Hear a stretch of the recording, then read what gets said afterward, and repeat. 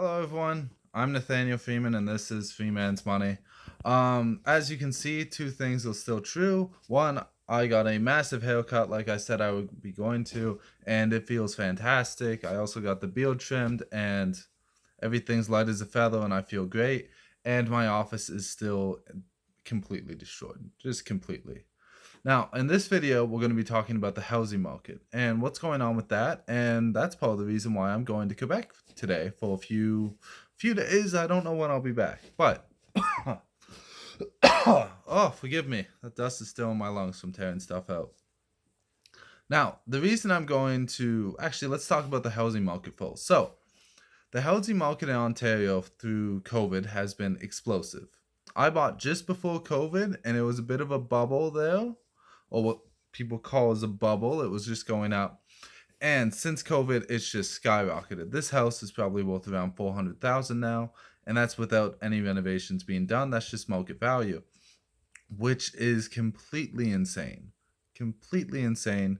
Um, it's just that's madness. In 1 year, it went up 100% in value. That's insane. Nobody expected that, and because of that, a lot of houses you could buy last year for around 300,000 are now 400, 450, 500. So, a lot of first-time home buyers have been put off by they looked at the price of houses last year. They're like, oh yeah, I'll buy next year when I have more of a down payment. And then they saw house prices explode, and now they're like, I don't want to buy a house. I want to wait for the market to come back down. Well, the market might not ever come back down. 60% of Canadians are homeowners, which means if the government does something to lower house prices, they're affecting the wealth of 60% of the population. Now, obviously, it's really hard for first-time home buyers to get into the market. People are still finding a way to do that. So I don't know if the government's going to do anything that would affect 60% of homeowners negatively.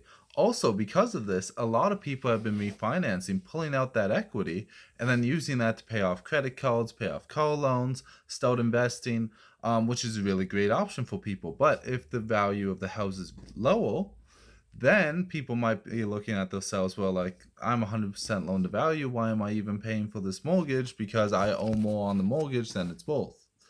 So that's one of the reasons why the government, you might not see them do anything. Also, for those who first-time home buyers who did get in the market, if we lower the prices drastically, in 5 years when they go to refinance, they're going to be in a sticky situation. So I don't see the government stepping in and lowering house prices. I don't see that happening. I see these prices staying as high as they will. You might see a bit of a dip, like 5%, but nothing substantial where you get back to previous costs. So what my best friend did, he was saving up. He wanted 20% as down payment to avoid the CMHC fee. That's the insurance on your mortgage if you put less than 20% down. He wanted to avoid that. So he kept saving, got to 20% in the middle of COVID-19, shopping around for houses, and he's like, I can't get anything I want for the price I want, because he might have a good paying job, he might have a big down payment, but he's going to wind up paying like 600, 700,000 for the house he wants. He's got 3 kids now. He wants to get into something. He wants to skip the first home fixer upper. He wants to go straight to the forever home, have a house that he can live in, and like that's his home base for the rest of his life. Understandable. I get it. A lot of people don't want to do the first home that's fixer upper anymore. A lot of people want to jump into something that's suited right to their needs and that they don't have to put too much work in. Maybe some custom stuff just for stuff they like, but they want it to be mostly fixed up. That's their choice. But because of that, he started shopping around. And he found that out in Quebec, you can buy houses a lot cheaper than around here. So he wound up going to Quebec, and he wound up buying a 10-bedroom house, 4 bathrooms, half acre of land, all for a very reasonable price of $380,000, which, hey, good for him. That's a great price. It's in the middle of the country. It's not something I would buy at this point in my life. I want to be closer to civilization, but it suits him. It's exactly what he wanted, and it's more bedrooms than he ever thought he would have.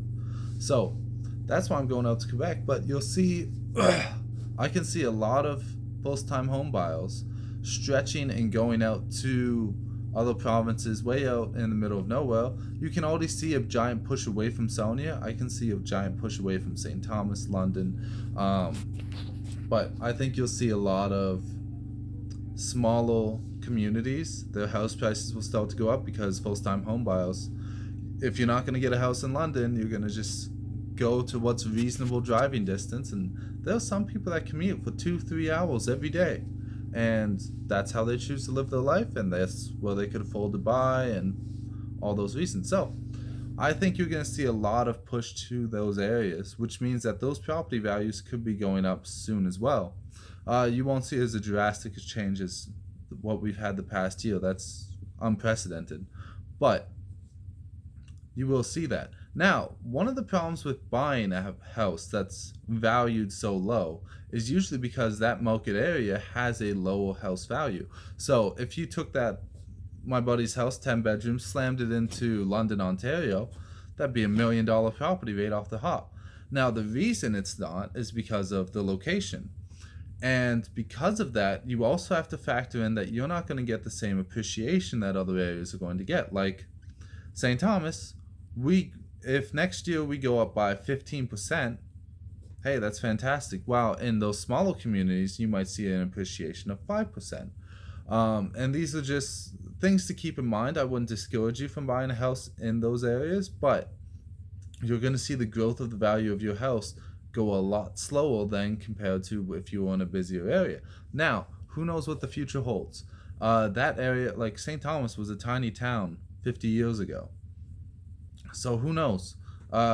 Maybe the house prices over there will start booming, especially if you can see a lot of first-time home buyers willing to make a long commute. So they just keep buying farther and farther away. Because in Quebec, you can buy a beautiful mansion, lakefront property, and all that for under $400,000. So why wouldn't you move out there?